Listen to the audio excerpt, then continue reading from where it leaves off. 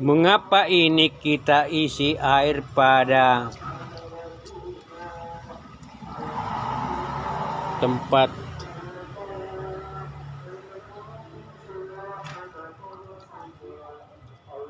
air dalam kolam ini, sedulur? Pertama, memang karena meskipun budidaya belut tidak membutuhkan air seperti budidaya lele, tetapi karena di sini ada ikan cere-cere sebagai potensi pakan dari belut dan dia berkembang biak, maka membawa konsekuensi kita harus isi secara berkala sekali 2 hari. Lah, kenapa kok harus sering? Karena terus terang memang ini adalah bekas kolam bekas budidaya lele dan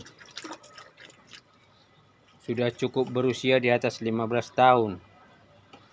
Sehingga memang dalam usia yang sudah mulai rapuh tersebut, pada saat kosong kita berpikir bagaimana ini kolam kosong kita harus manfaatkan.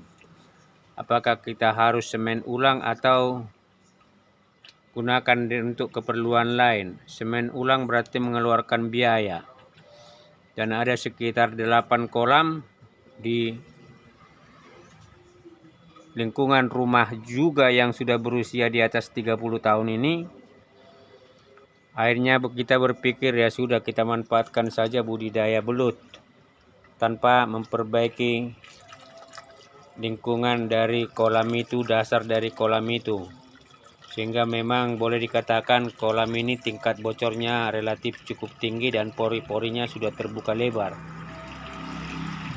Meskipun pori-pori dari dasar kolam ini sudah tertutupi oleh lumpur-lumpur halus, tetapi rupanya tingkat rembesnya masih sangat kuat, memaksa kita harus mengisi air demikian ini.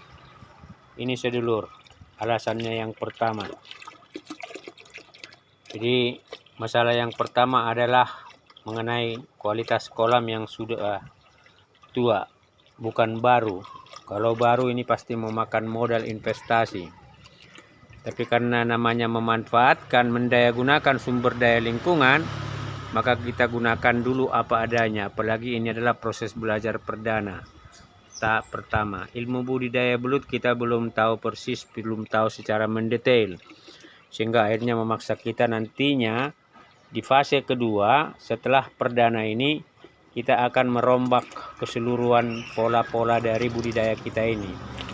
Yang kedua, sedulur, karena kita di daerah pemukiman, di daerah perkotaan, ya, maka tidak ada lumpur, maka relatif kualitas dari tanah merah yang kita upayakan jadi lumpur ini juga boleh dikatakan masih sangat rendah. Tingkat alot, tingkat padatnya, tingkat juga itu organiknya, gemburnya masih rendah.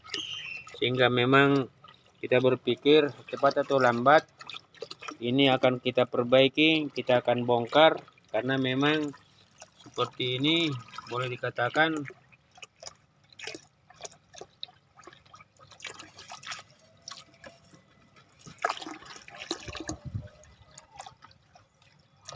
ini masih sangat keras, dan kalau tidak disiram maka kita yakin, saya yakin pasti juga itu belut-belut di bawah media ini kesulitan.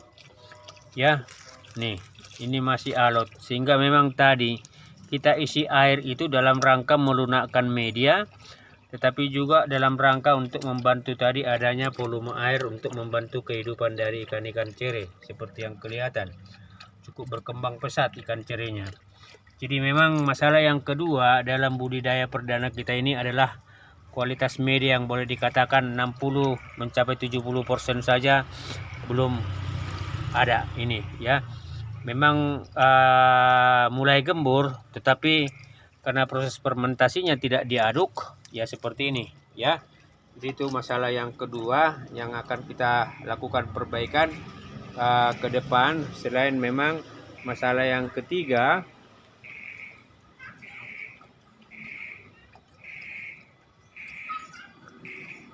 tanaman pelindung dari budidaya belut ini relatif cukup berat merambatnya karena ada 3 jenis tanaman rambatan. Pare kita sudah potong sebagian, sudah kita pangkas, tapi sudah diganti dengan tanaman kacang panjang demikian ini, dan relatif semua rambatan dari tanaman ini sangat berat ya, apalagi itu ada labu putih yang mulai menjalar. Sementara tempat rambatannya ini adalah tanah rumput kayu-kayu bekas, kemudian juga kayu bekas, bambu-bambu bekas dirajut, diracik, dirangkai menjadi tanaman atau tempat tanaman pelindung begini. Ini artinya apa?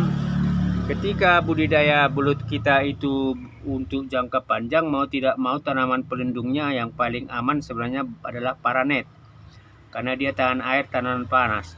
Tapi ketika kita berpikir perlu mendapat manfaat lain dari kegiatan-kegiatan itu sendiri, ya kita mencoba menanam tanaman pelindung seperti ini. Ya, ada pare, siklus pare sudah selesai, sekarang kacang panjang. Nanti kacang panjang juga siklusnya akan selesai, diganti dengan tanaman itu labu putih. Nanti juga siklusnya akan selesai, dan terakhir itu memang kita mempersiapkan tanaman pelindung berat, yaitu markisa yang masih dalam proses anakan tanaman ini sedulur. Jadi itu yang pertama tadi adalah air, perlu sering diisi. Nah, yang kedua adalah mengenai kualitas media yang juga masih dikatakan belum maksimal seperti ini, masih alot. Ini perlu rombak ulang semua strukturnya, teksturnya, dan dikomposisi lagi dengan bahan-bahan nanti yang memang kita sudah persiapkan stoknya. Jadi sekarang kita menghadapi 3 masalah. Agenda 3 masalah ini membutuhkan solusi ke depan, dan itu harus kita lakukan dan kita laksanakan karena kita mau budidaya belut kita ini sukses ke depan. Demikian para sedulur semua, sharing saja, dan sehat buat para sedulur semua dimanapun berada, lancar segala usahanya dan juga aktivitasnya, dan rezeki keluarga semakin dilimpahkan dan ditambahkan. Salam sehat, salam sejahtera.